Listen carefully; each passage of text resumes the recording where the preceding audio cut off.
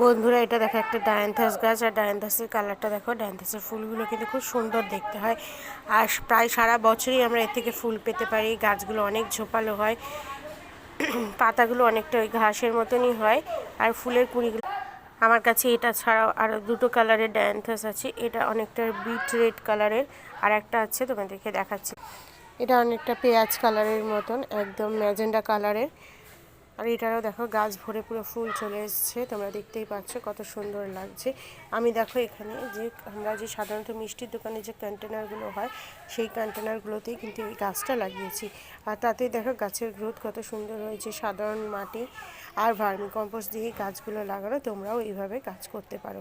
আমার কাছে এটা ছাড়াও অন্য আর একটা ভ্যারাইটি আছে, সেটা তোমাদের সাথে শেয়ার করব। দেখো এইটা, দেখো এটা অনেকটা ডুয়েল টোন কালারের মধ্যে আছে। এটাও আমি কিন্তু করেছি, একটা যে গামলা হয় প্লাস্টিকের ছোট গামলাগুলো, সেটার মধ্যে করেছি।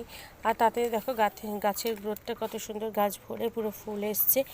আমার কাছে মোটে এই তিনটেই ভ্যারাইটি আছে ডায়ান্থাসের। তো তোমরাও শীতকালে তোমাদের ছাদ বাগানে অবশ্যই এই ডায়ান্থাস লাগাতে পারো, যা তোমাদের বাগানকে অনেক সুন্দরভাবে সাজাতে সাহায্য করবে। আর প্রায় সারা বছরই তোমাদের গাছ ভরে ফুল দেবে, কিন্তু এটা কিন্তু তোমাদেরকে কোনোদিনও হতাশ করবে না। কত সুন্দর দেখো, এই যে।